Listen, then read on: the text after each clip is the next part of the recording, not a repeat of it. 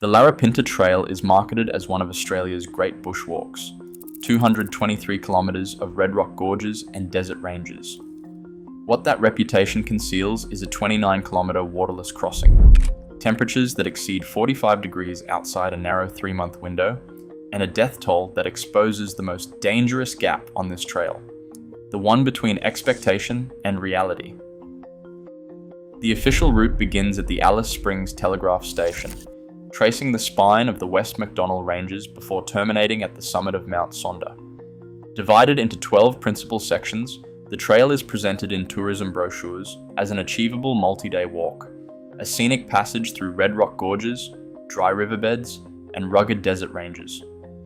Promotional materials frame these signposted tracks as a manageable adventure for fit hikers.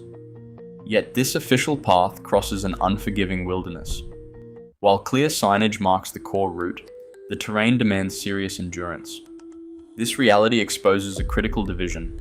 Is this simply an ordinary long bushwalk, or is it a remote desert expedition where a single misstep turns a holiday into a survival situation? Safe hiking on the Larapinta relies on a strict 3-month window between June and August.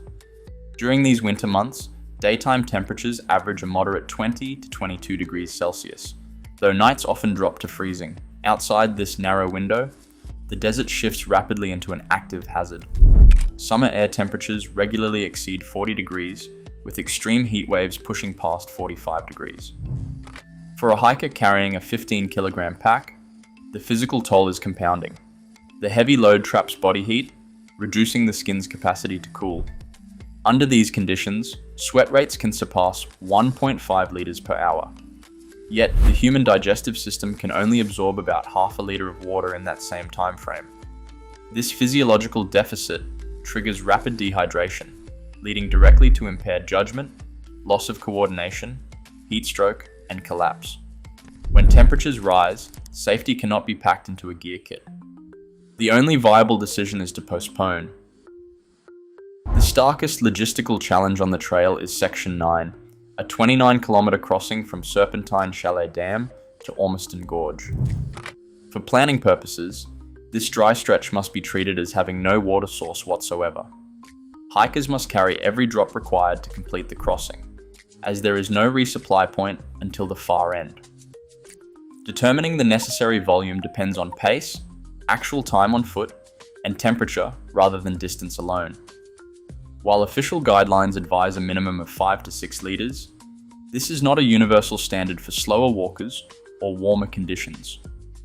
Both a single-day push and an overnight split require hauling enough water for the entire duration of the attempt. Pack weights can easily increase by 6 to 8 kilograms just to accommodate this liquid load. A hiker who runs dry after 15 kilometers faces the harsh reality of an isolated terrain without nearby roads, emergency tanks, or natural shade. Unlike other parts of the route, the carried reserve decreases while the distant endpoint remains fixed, offering zero opportunity for correction along the path. A single planning error on Section 9 can be fatal. This segment functions as a self-contained expedition where survival is dictated by the precise weight packed at the start of the crossing. Across its 223 kilometers, the Larapinta Trail demands more than 7,500 meters of cumulative elevation gain. This measurement represents cumulative ascent, the combined total of repeated climbs and descents, rather than the net height of the mountain range. While processed GPS totals often vary because of device noise and digital data smoothing, the physical reality is constant. The route forces hikers onto unstable quartzite, loose rock, scrambling sections, shadowed canyons, and rugged boulder fields. Carrying a heavy pack alters body biomechanics, making steep descents and dry creek crossings exceptionally demanding. These steep, rocky descents strain knees and ankles as severely as the climbs. Ordinary flat-distance walking preparation does not prepare the joints for these forces. Instead, proper training requires repeated climbing, descending, scrambling, and balancing practice on unstable surfaces under full load. When combined with accumulated fatigue, this rough footing frequently causes ankle sprains, knee strains, and hand injuries from falls. Even a minor injury immediately reduces mobility and pace. In this remote wilderness, a slower walking speed prevents hikers from reaching the next camp, leaving injured, unprepared walkers stranded in exposed terrain far from immediate help. Standard mobile coverage disappears across major stretches of the route, completely dropping out once you enter steep, narrow gorges. Here, vertical stone walls block signals entirely, rendering a standard cell phone useless in an emergency. Even specialized safety equipment has limits. A satellite messenger, while capable of two-way texting, requires an unobstructed view of the sky. Inside a narrow canyon, message transmission can be delayed by 30 minutes. A personal locator beacon, or PLB, remains the strongest choice for a one-way emergency signal, but activating it does not summon immediate extraction. Rescue crews are highly capable, but severely constrained by geography. Since vehicle access is restricted to a few road-accessible trailheads, emergency responders must often trek in on foot or coordinate a complex helicopter hoist. Help is measured in hours, not minutes. This remote support network relies on several assumptions being correct at once.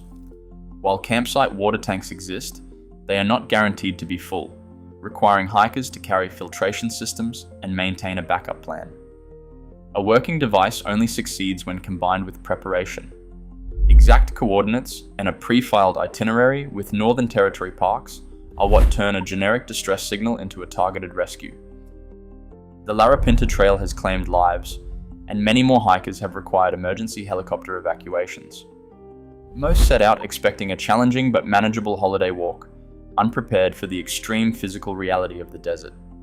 This gap between expectation and reality is precisely where preventable emergencies happen. In January 2018, a 33-year-old hiker set out toward the summit of Mount Sonder. It was peak summer, a time when air temperatures regularly exceed 40 degrees and exposed rock surfaces approach 45. He became separated from his companion on the return walk. Carrying a limited supply of water, he faced immediate, severe heat exposure.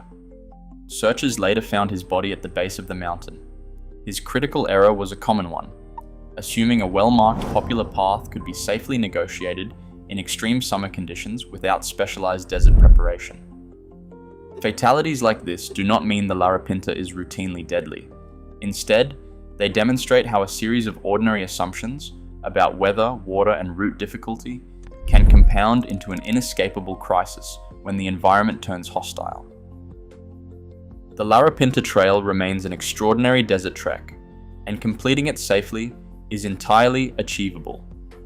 The warnings are not a reason to avoid the range, but a blueprint for thorough preparation.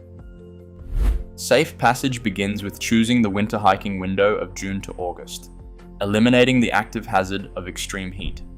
It requires calculating water loads based on temperature and distance, relying only on verified resupply points while maintaining a safety margin. Preparing the body means training on steep, uneven ground under the actual weight of a multi-day pack. Communication plans must include a reliable satellite device with its physical limitations fully understood and a detailed itinerary left with Northern Territory parks. Before taking the first step at the telegraph station, a hiker must recheck current weather, fire risks, and water tank statuses. Having clear, predetermined decisions for injuries or delays ensures that unexpected events do not become crises. By treating the physical limits of the body and the isolation of the West MacDonnell Ranges with absolute respect, the trail transforms from a series of hazards into a rewarding, successfully negotiated expedition. The West MacDonnell Ranges do not negotiate with hope. This is not a trail to conquer, but an ancient wilderness to respect. When you step onto the red quartz, remember, the difference between a legendary expedition and a survival crisis lies entirely in your preparation.